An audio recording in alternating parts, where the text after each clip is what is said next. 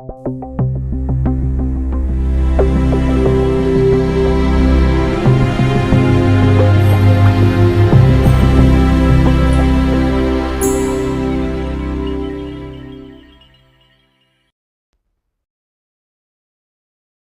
bien, estamos en la página 19 y ahora vamos a meternos en los argumentos para la existencia de Dios. Estos argumentos fueron, refinados históricamente acerca del siglo XIII por el teólogo famoso, muy conocido, Tomás de Aquino, en su Suma Teológica. Y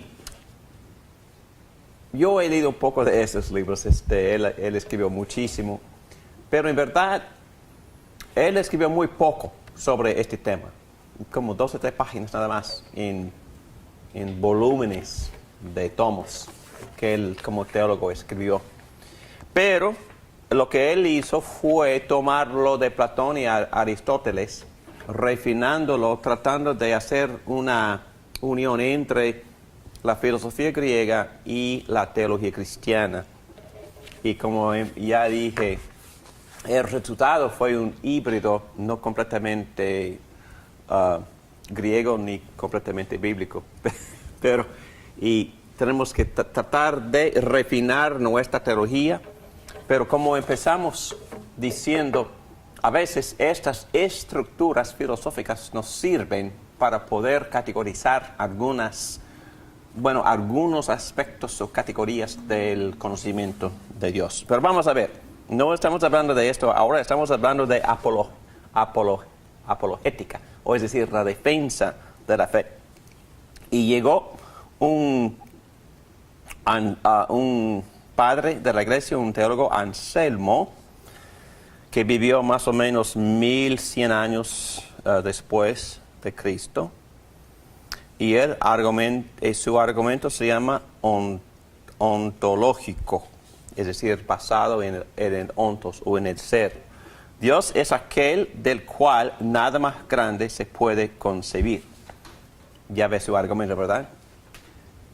Y si tenemos este concepto de algo sumamente grande, ese concepto, esa perfección tiene que existir.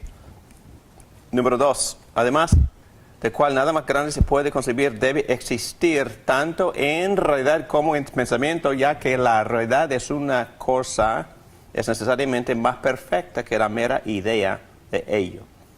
Y si tengo el concepto en mi mente, debe existir. Así argumentó. Y no sé de ustedes, pero para mí es un poco difícil envolver mi mente alrededor de este argumento, pero tenía su crítica en Guanilo, y Guanilo dijo, yo tengo en mi mente la idea, página 20, de una isla ideal, perfecta. Esa isla debe existir. Respuesta de Guanilo. Dios no es una isla. La perfección no es una parte de nuestra definición de una isla. Y Dr. Michael Williams dice que la confusión de Anselmo fue, él trató de usar una analogía ontológica y ahí fue la debilidad de su argumento. Muy bien, vamos a hablar de Aquino, Tomás Aquino. Él presentó 5 argumentos. Aristóteles ya había hablado de Dios como la primera causa. Las primeras 3 son 3 maneras de decir la misma cosa. Son argumentos cosmológicos, argumentando desde el cosmos, el mundo, a un creador. Primero, el argumento desde el movimiento, un argumento cosmológico. Reposo es el orden natural de las cosas. El movimiento es causado. Las cosas no se mueven por sí mismas, sino que tienen que ser movidas. Tiene que haber un agente de movimiento singular u original. El agente de movimiento original en sí mismo es inalterado. Dios es el agente de movimiento inalterado, o el movedor inmóvil. ¿Entienden el argumento? Dice que todos esos movimientos en el universo requieren una causa. y él asumió que existe el movedor y móvil. Y el siguiente es muy parecido, el argumento desde proceso causativo, otro argumento cosmológico, o argumentando desde el cosmos, implicando el creador. Todo efecto tiene una causa. El principio de razón suficiente es una forma de razonar. Dice que una causa tiene que ser por lo menos tan grande como su efecto. Entonces, cada efecto tiene su causa, y la causa, por definición, tiene que ser del mismo tamaño, del mismo poder, o más grande o más poderoso. Eso fue su argumento. El universo no puede ser sin causa, ya que no tiene ningún principio de proceso causativo. Entonces no tiene autoexistencia en sí mismo. Tiene que ser causado. Y Dios es la primera causa, la causa no causada. Entonces él argumentó acerca de lo que se llama lo absurdo de un regreso infinito. Es decir, bueno, ¿de dónde vino la vida aquí en la Tierra? Y algunos científicos dijeron que, bueno, una semilla sopló de mares. Oh. Entonces, ¿cómo llegó a mares? Oh, sopló de otro planeta, de otro sistema. Entonces, hay que haber una causa no causada. Entonces, para poder regresar hasta lo infinito no tiene razón. Es absurdo. Y por eso los filósofos argumentaron basado en lo absurdo de un regreso infinito. Diciendo que cada efecto requiere una causa hasta la última causa o la causa no causada. Fue su argumento. Número 3, el argumento desde la contingencia o dependencia, un argumento cosmológico. El mundo contiene criaturas que no existen necesariamente, entonces su existencia depende de otra cosa. Dios es el único ser necesario, el único que existe por sí solo, es autoexistente. Entonces fue su argumento. Número 4, ya tocamos el argumento de la moralidad. Si existe el mal, tiene que existir el bien, y si existe el mal y el bien, tiene que existir el dador de la ley. Y el principio de razonamiento suficiente dice así: las cosas materiales solo existen en el plano material, y los valores morales implican un plano moral que transciende lo meramente material. Lo meramente material no puede producir la moralidad, no puede producir la reflexión moral. Tiene que haber algo que es en sí verdadero, bueno y noble. Otra vez el principio de la razón suficiente. ¿Cómo es que los seres humanos tienen un sentido de estas cosas? De belleza, de moralidad, de nobleza, todo esto, de anhelos. Porque tiene que haber esa cosa que las causa. Y este algo, el cual es inerentemente verdadero, bueno y noble, trae a la existencia nuestras ideas de la verdad, belleza y nobleza. Y yo creo que ese es un buen argumento, porque todos los seres humanos tenemos un concepto de la belleza, tenemos ciertos anhelos. A muchas personas les gustan poemas, literatura, bellas artes, la música conmueve mucho. Entonces, ¿dónde vienen estas cosas espirituales? ¿Dónde viene ese concepto de la belleza? Y el argumento es que porque tenemos estas cosas, no pudieron haber venido de puro material. Entonces, es otro argumento de cómo puede material que es inanimado, que no tiene alma ni espíritu, produce lo animado que produce este ser tan complicado, tan espiritual y tan creativo, y que tiene tantos valores de la belleza y de la música, y tienen anhelos y tienen conceptos de justicia y esperanza. Entonces, ¿dónde viene todo esto? Entonces, la persona que es meramente material, o cree que en pura evolución, o cree que solo existe lo material, no tiene respuesta. el argumento desde diseño.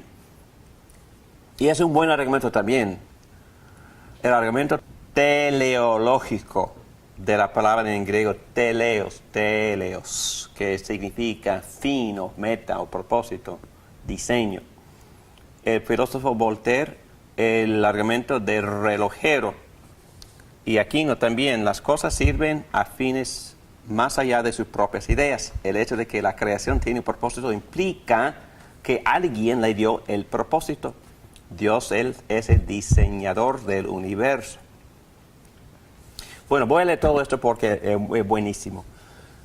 Voltaire expresó el argumento en términos simplistas al decir, si un reloj prueba la existencia del relojero, pero el universo no prueba la existencia del gran arquitecto, entonces acepto ser llamado un necio.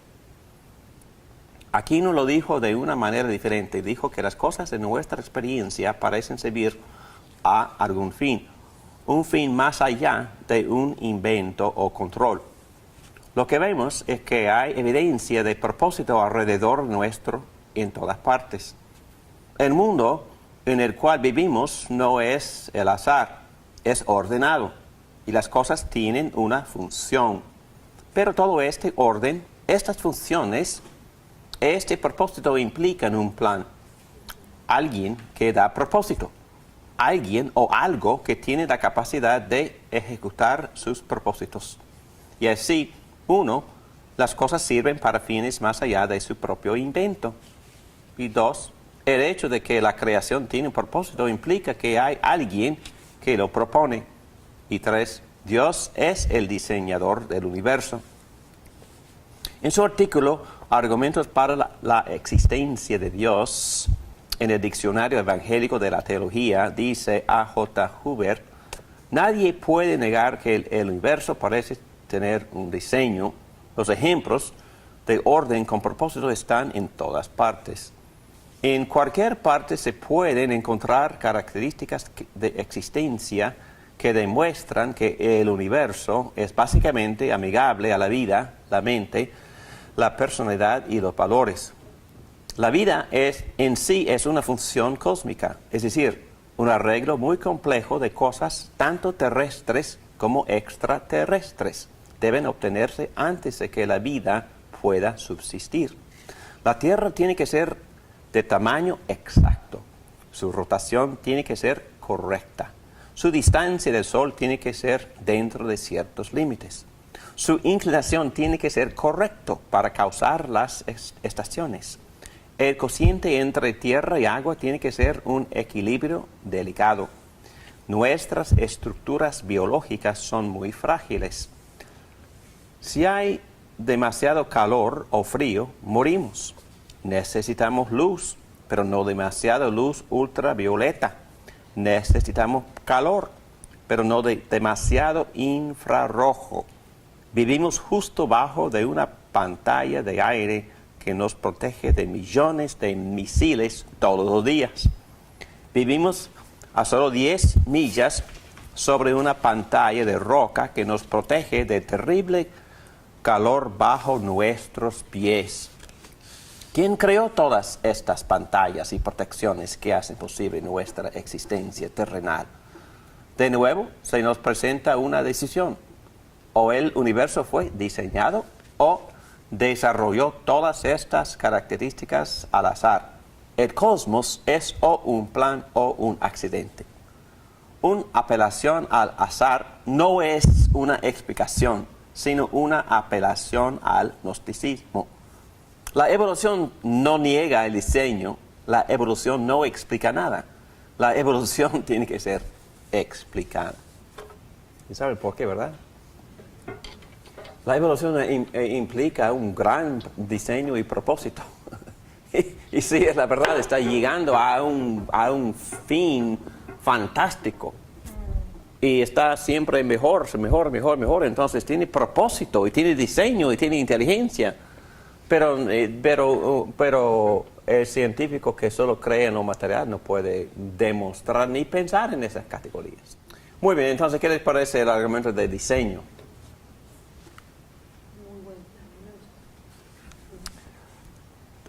Entonces, sin un diseñador, sin un arquitecto, sin un propósito, sin un destino, nada de estas cosas tiene sentido. No se pueden explicar.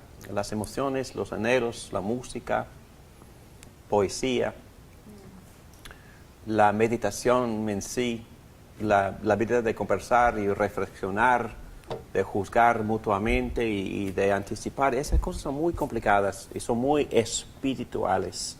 La psicología en sí tiene que ser un resultado de algo muy animado, es decir, de algún espíritu. Muy bien, evaluación. Y yo termino con esto. ¿Qué es lo que estamos evaluando? Estamos evaluando los argumentos clásicos filosóficos.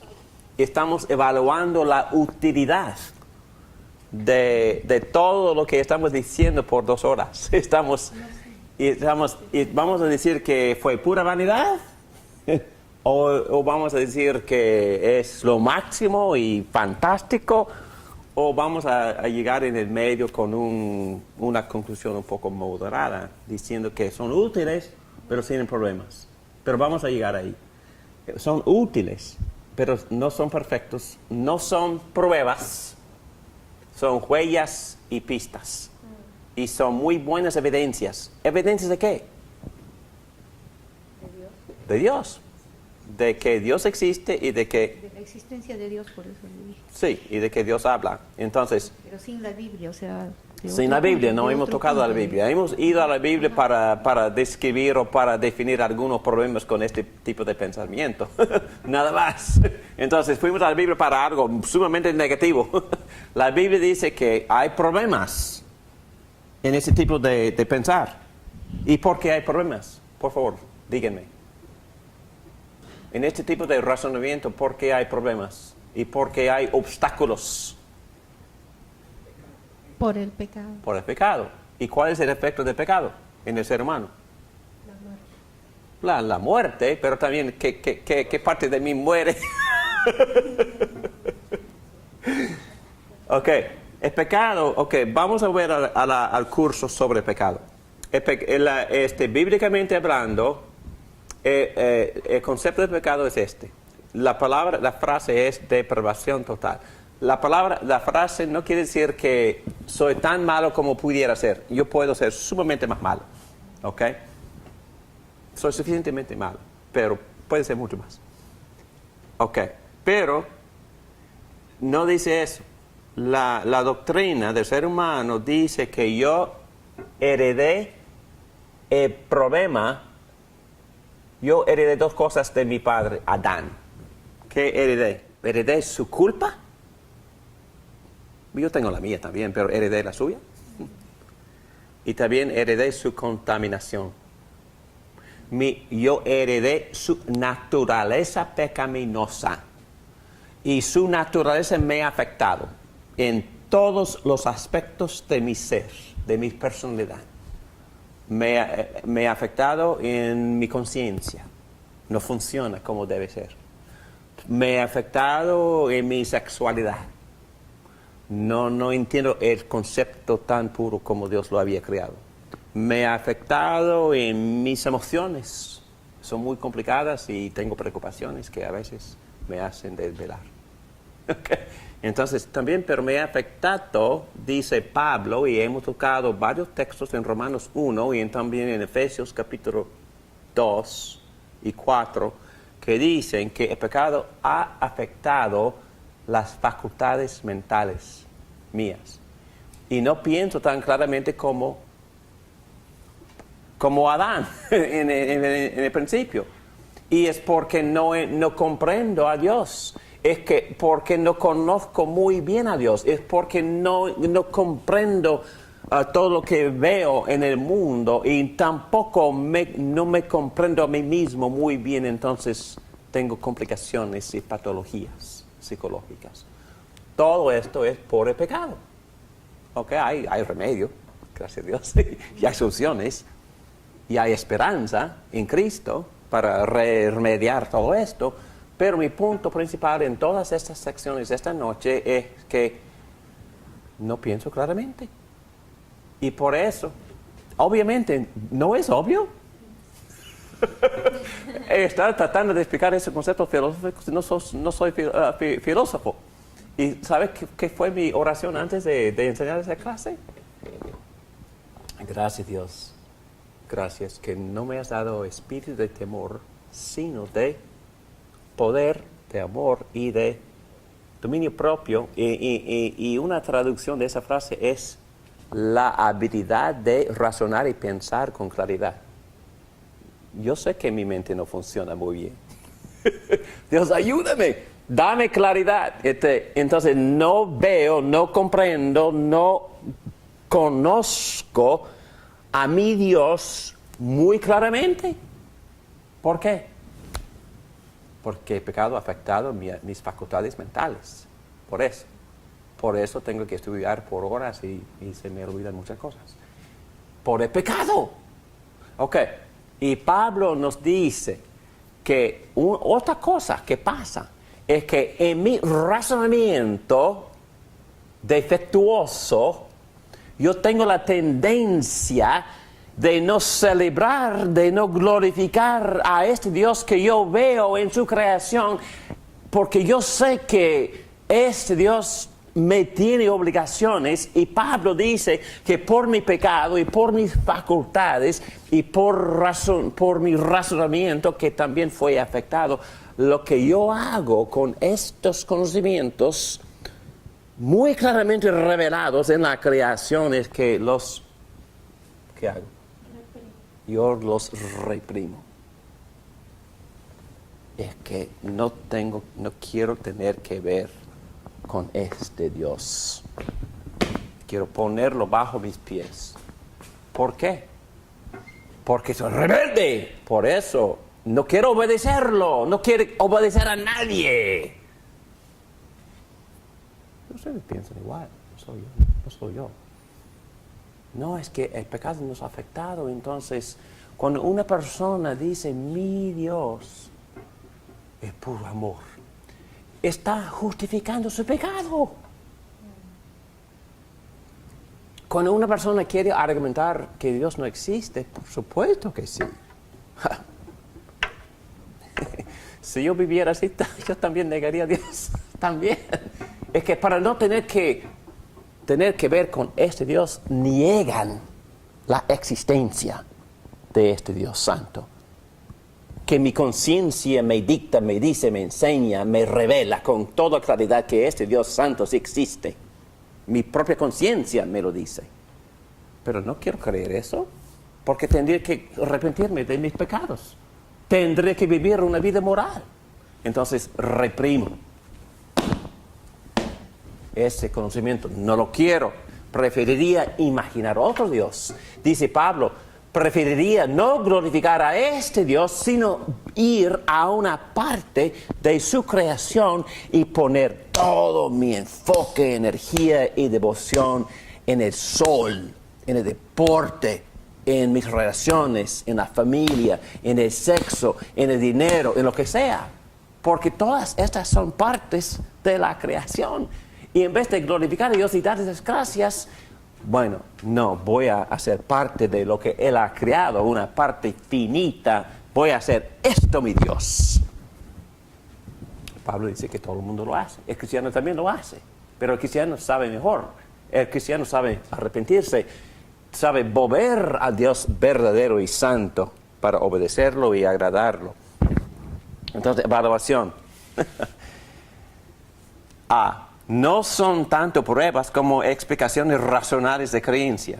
Aquino no trataba de probar nada, solo proveer un análisis racional de lo que ya se creía. Apologética clásica. Y me gusta. Entonces, estuve hablando con un teólogo antes de enseñar esta clase esta noche, y estuvimos hablando de varias formas en que el cristiano puede defender su fe. Y él dijo que yo no tengo nada en contra del presuposicionalista o la persona que presupone que Dios existe. Mi única queja es que esa persona presuposicionista nunca defiende nada, nunca da argumentos.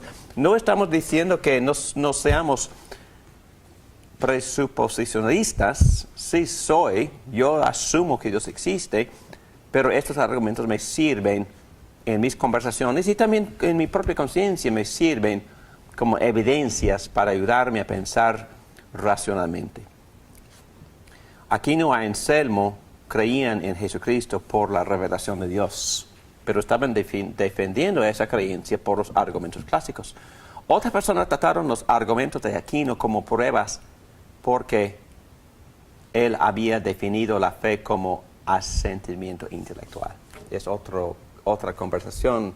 Si uno defiende o define la fe solo en términos intelectuales, entonces sí son argumentos para la existencia.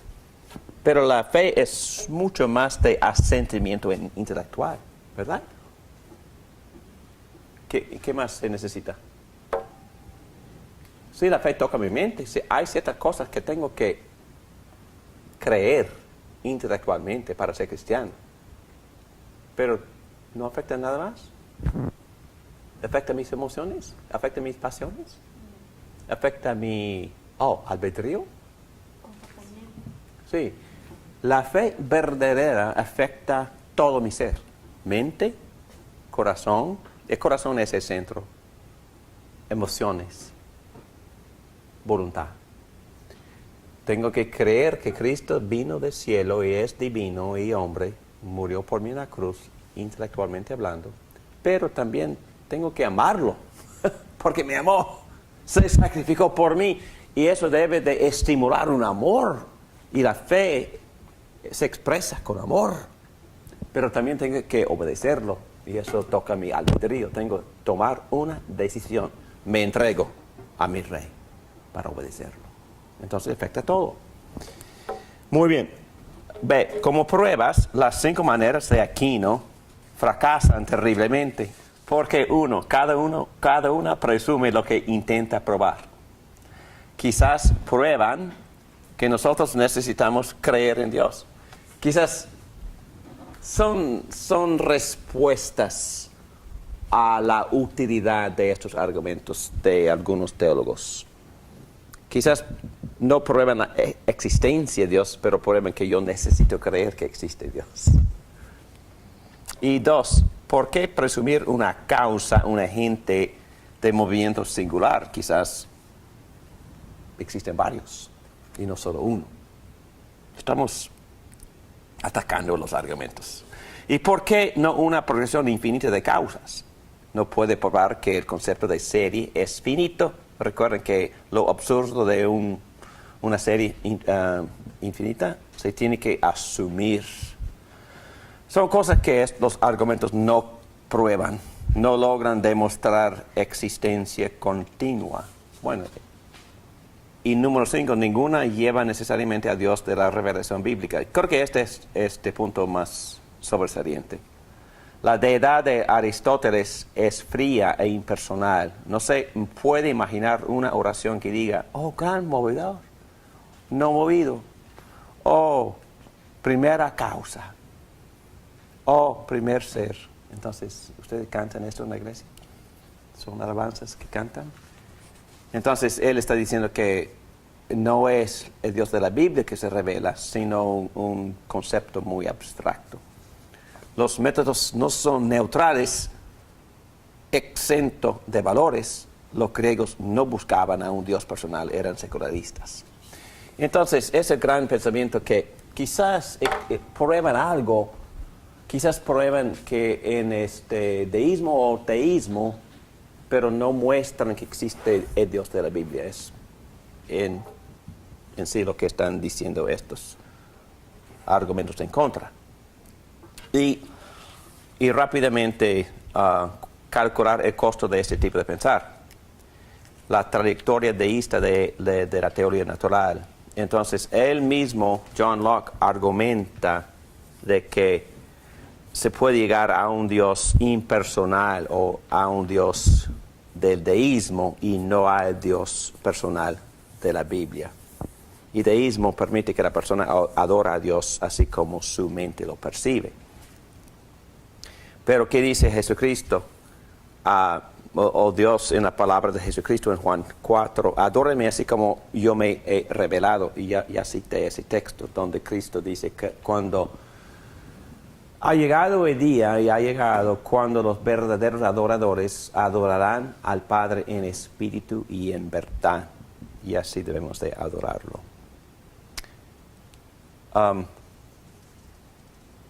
Y número 3, B. Algunos se mueven a creer por esos argumentos y son útiles para usar en nuestras conversaciones con los no creyentes. Y C.S. Lewis dijo eso y él también fue muy movido por los argumentos. Y llegó a ser, era ateo y llegó a ser creyente muy efectivo y un apologista muy efectivo.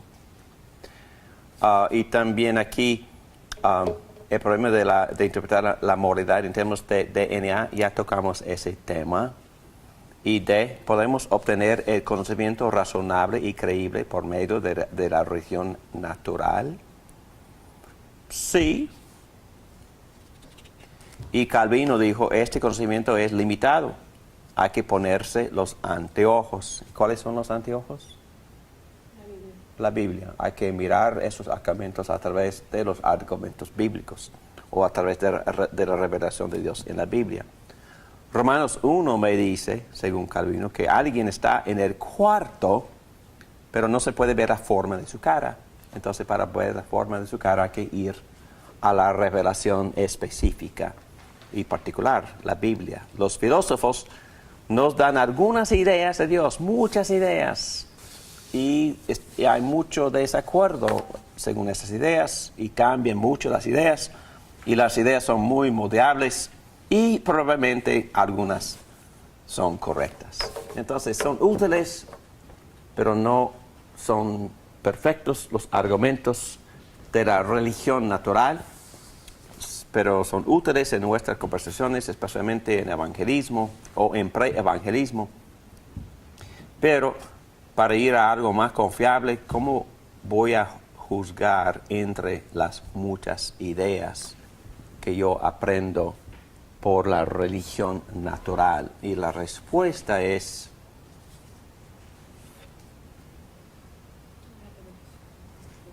la revelación, que se llama la Biblia. Muy bien, vamos a orar. Gracias, Padre, por este estudio. Ayúdanos en nuestras facultades mentales para entender algunos de esos argumentos, especialmente los que tienen base en la Biblia, como algunos aspectos de los argumentos cosmológicos y el argumento de diseño y en especial argumento de la moralidad. Pero gracias porque tú nos amaste tanto que enviaste a tu Hijo para revelarte, y también que tú inspiraste a los profetas y apóstoles para escribir tu palabra, para que a través de ella tenemos la revelación de Jesucristo, y por medio del Espíritu Santo podemos entrar en una relación íntima. Podemos entrar en tu pacto y tú puedes llegar a ser nuestro Señor y Rey, Salvador y también amigo.